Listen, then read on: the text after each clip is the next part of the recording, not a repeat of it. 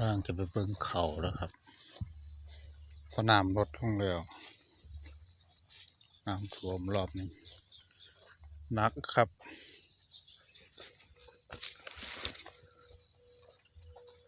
ท่วมไป10 กว่ามือครับโอ้ยครับต้นไม้ล้มหมดเลยครับเนี่ยครับเขาบ่เหลือครับ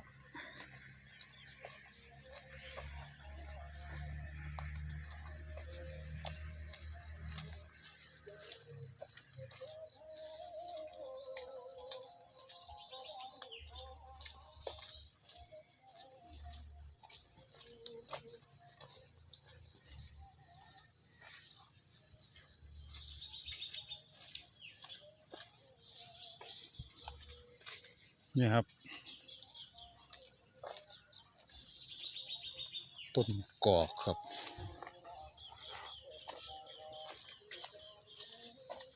ไปบ่ได้อ้าว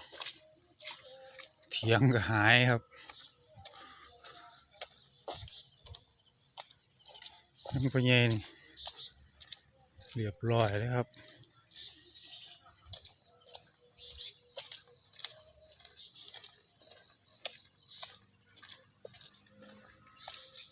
โอ้ยเสียหายหนักครับรอบ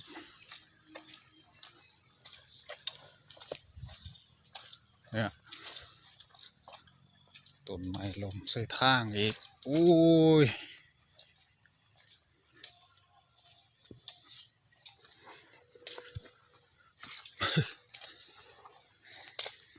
ไปบ่ได้เลยครับปลานี่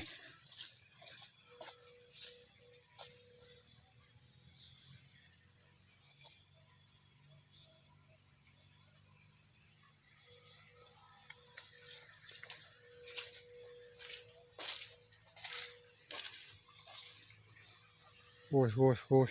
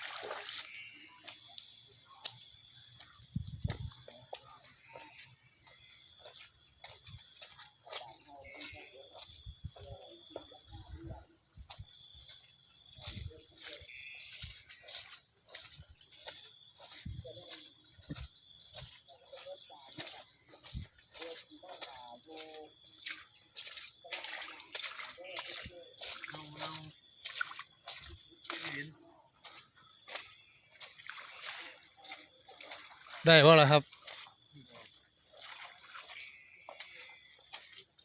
โอ้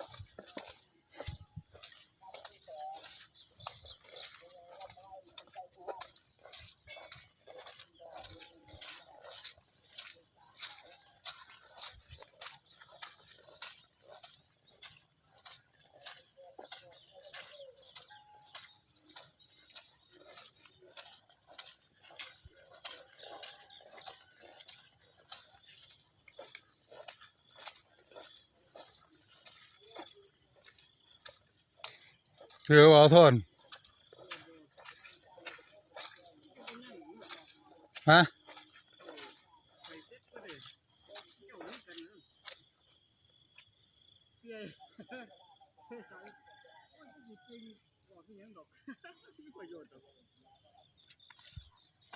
เก่งกว่าแล้วเทียมยัง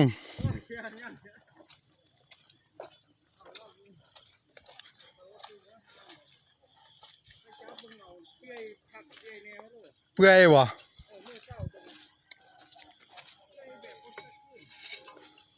เปื่อยบ่เป็นตะยั่งติ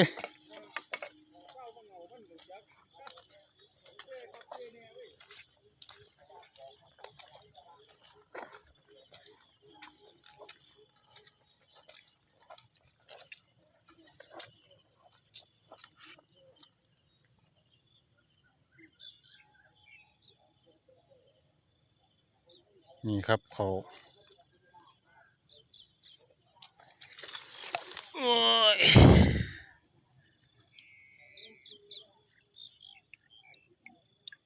หมดเหลือยังเลยครับเรียบร้อยเลยครับ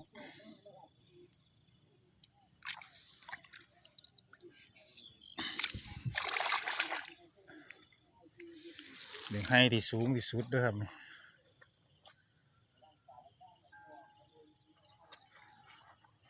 สูงที่สุด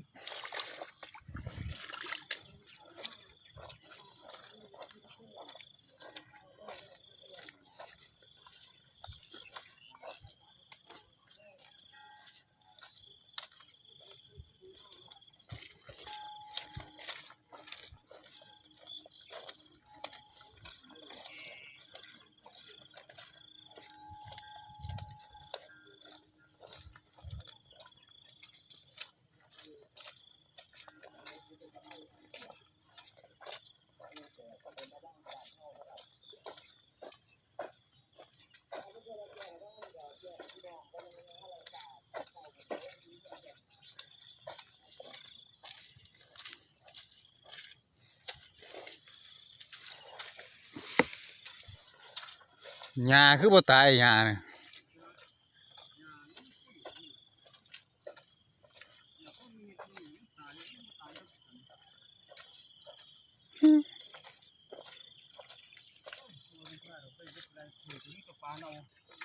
เอาเจ้าบ่ได้มายามติบ่ใส่หมดได้ไว้ดิโอ้ยเอียนขนาดเอียนยังตายใส่หมดไว้ใส่น้ำโอ้คำน้ำยังเสียงเขาอยู่ใส่หมดไว้นี่บ่ตายหญ้าติเลยใหญ่ต้นข้างนอกมันเขาว่าตายไว้ดับยุบลงน้ำหมดแล้ว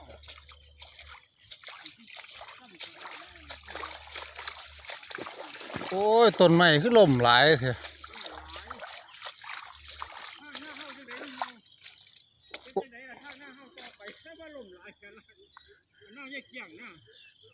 บอกกับเราแล้วให้เราเอาหนังมาต้นใหญ่มันก็ต้องถามเราสักก่อนแหละให้เรามาตัดออกแต่มาเที่ยวบ่ได้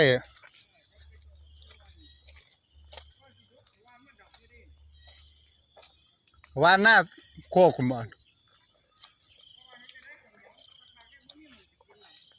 โอ้คนเหนียวจะมาใส่อยู่นี่บ่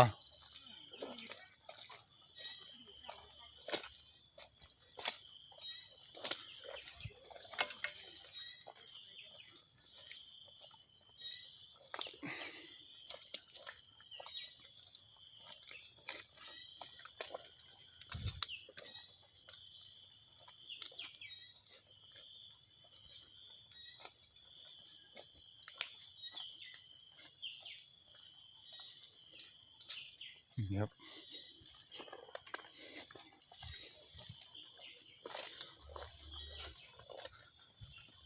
ว้า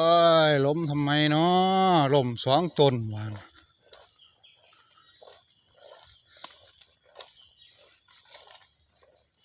เราไปเฮ็ดหยังแล้วแนวนี้ นี่นะครับต้นไม้ก็ล่ม2 ต้น3 ต้น4 ต้นโอ้ย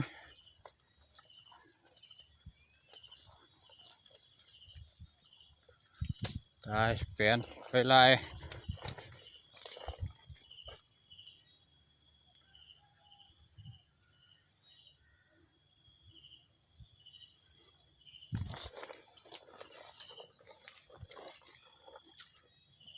เถียงกับบนเรือครับต้น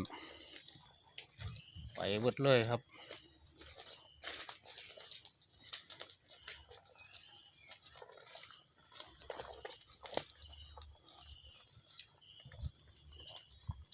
ต้นไม้แดงครับ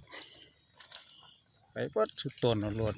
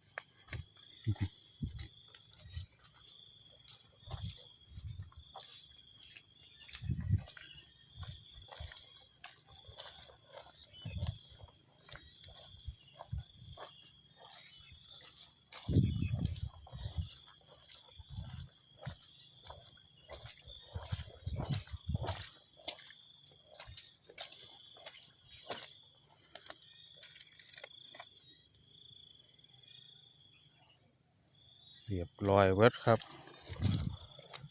โอ้ย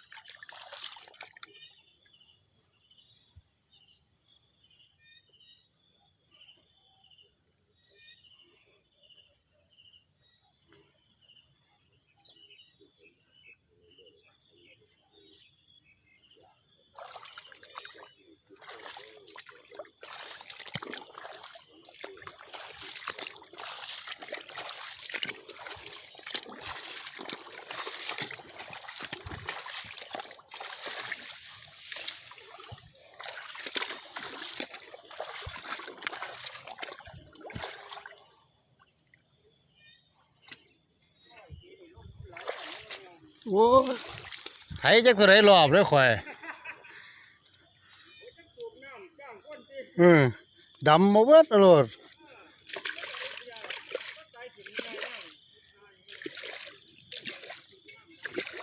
ว่าจะไปเขามาวานนู้นจะเกิดเราโทน